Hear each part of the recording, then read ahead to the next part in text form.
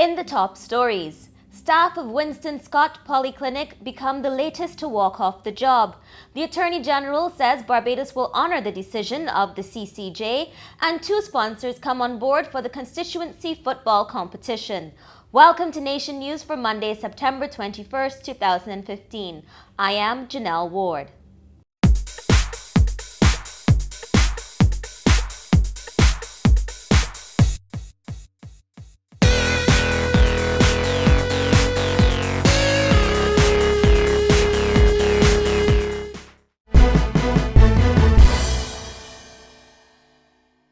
Staff of the Winston Scott Polyclinic walked off the job on Monday.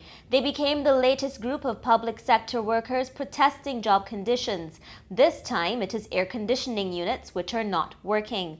Last week, kitchen staff at the Queen Elizabeth Hospital also walked off the job, complaining of unbearable heat as the large extractor fans were not working. NUPW Acting Deputy General Secretary Delcia Burke responded to the workers, and Permanent Secretary Tennyson Springer also toured the compound. Staff are back on the job and 12 units have reportedly been ordered. Attorney General Adriel Brathwaite says Barbados will honour the ruling of the Caribbean Court of Justice with respect to the Shanique Smyrie case. However, he believes the rumbling over attorney fees is part of an orchestrated plan by some in Jamaica.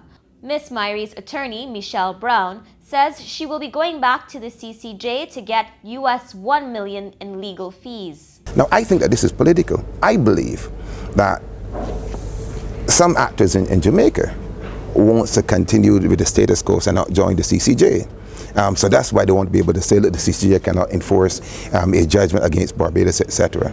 That's what I believe. I honestly believe that, right? But we have maintained, and I have maintained, that we will honor the judgment of the Caribbean Court of Justice. We are not the kind of country that will sign on to the CCJ and then not follow its judgment. He stated again that his office had not received information from Ms. Smyrie's lawyers. The attorney has not yet provided the information that we requested, and if she is saying that she's provided it to us, it's quite obvious then to everyone that we have not received it, or that I'm lying, right? But I venture to say we have not received it. So wherever she is very, very simple. Provide us with the information so that we can begin looking at settling the matter. He was speaking on the sidelines of a Drug Abuse Control Commission seminar at the Crane. The head of the Small Business Association is making a call for more business to be sent their way. President Dalton Medford says about 40% of the work contracted from government should be done by the sector. The program itself has to be spread big enough that more small plumbers, more small excavator people can get job work in it. When you look at they're talking about St. Lawrence Castle coming on stream. When you look at projects like that, small contractors the government have to write into their contracts with the large contractors. That percentage has to be for small businesses. It's the only way to spread evenly, because all of us pay taxes and everybody's looking for business. So it's the only way to spread evenly that government goods and services that everybody's fighting for. He was speaking at a church service to launch Small Business Week and said there was a need for more innovation and doing business outside of Barbados via the internet. Residents of White Hill, St. Andrew are considering legal action over bills issued by the Barbados Water Authority.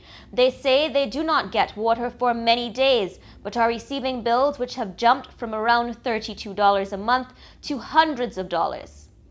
Sometimes the water off 2 and 3 weeks. They may come in and read in the meter. It ain't good for the children. The children have to go to school. They may come in and doing that, and if they send up the VAT today, they put it come on the same day. Sometimes the VAT don't even come. You got to be calling. Nothing is happening. And if you don't do bad, just do bad.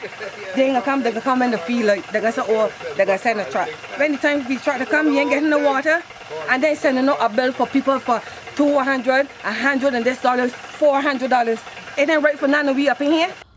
When contacted, Joyanne Haig of the Water Authority apologized for the poor service and advised residents to make a formal complaint in writing or in person.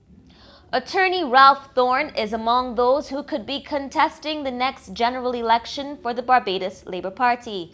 General Secretary Dr. Jerome Walcott confirmed Thorne's interest in Christchurch South and outlined the nomination process. We're looking to have the first nomination on the 1st. This is in Christchurch South, and this will be held at St. Christopher's School. You will notice that we're doing these nominations in the party are done on Sundays, but because there's so many things happening, I gathered on the 4th, there is a concert for Dominica. So we've decided to hold the nomination on the 1st to allow people to to go to the conference and patronize it. And that would be Christchurch South. We plan then to have the nomination in Christchurch West Central, the constituency currently held by Minister Stephen Lashley. We plan to have that on the 8th of October. And we propose to have a nomination in Christchurch East Central, which is constituency you all wrote about in today's paper, on the 15th. Among those reportedly throwing their hat in the ring are economist Ryan Strawn, pharmacist Adrian Ford, and party stalwart Tyrone Lovell. Mr. Walcott was attending a branch meeting of the city constituency where MP Jeffrey Bostick called for better lighting in Bridgetown. Mr. Bostick said it was absolutely necessary in light of the state of crime the island is experiencing. The streets are poorly lit in some cases, and in others there are no lights at all. And especially now with the spate of violence that the country is experiencing, this is now more than an urgent need. It is absolutely necessary now for some action to be taken in order to brighten up areas like Tudor Street and Swan Street and Mason Hall Street, Baxter's Road, wherever. You can see right throughout this city there are too many poorly lit areas or dark areas that could create the avenue for people who want to do devious things to be able to do so. And this is something that we would like to see happen also within the city of Bridgetown.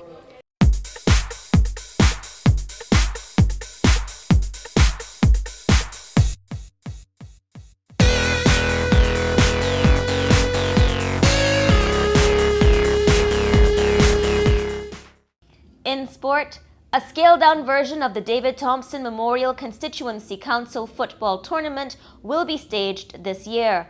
According to Minister of Social Care Steve Blackett, the adjustment was made given the current economic conditions. However, this year, cognizant of the fact that the economy is experiencing some challenges, my ministry has worked out a model for a scaled-down tournament, and it will cost approximately $425,000, which is considerably less. Mr. Blackett was speaking at a presentation of $30,000 in sponsorship by Flow Barbados. Immediately after, they also received $6,000 from Solaris Global Energy, and sales manager Shekinah Rock said they would be making their social contribution. This initiative would be the first for us, it wouldn't be the last.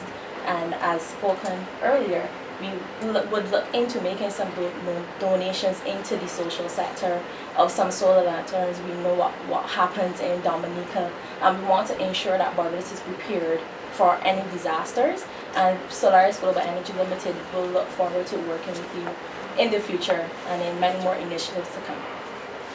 Barbados lost the Davis Cup Americas Group 1 tennis tie 3-2 to Ecuador over the weekend. Darian King won both of his singles matches, but Barbados lost the doubles and reverse singles.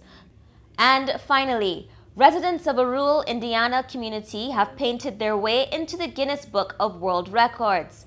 Mike Carmichael and his son started painting a baseball back in 1977.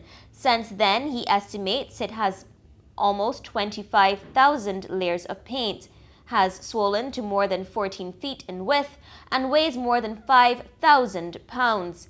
Mike Jr. was 3 when the first coat was put on. He is 42 and still pitches in, but his mother gave up several years ago. The ball is kept in a custom-built structure and attracts about 12,000 visitors a year. Talk about watching paint dry. That's where we end the Nation News for Monday. For more news, log on to nationnews.com, as well as YouTube, Facebook, and Twitter. Remember to pick up your Daily Nation on Tuesday or subscribe to our e-paper.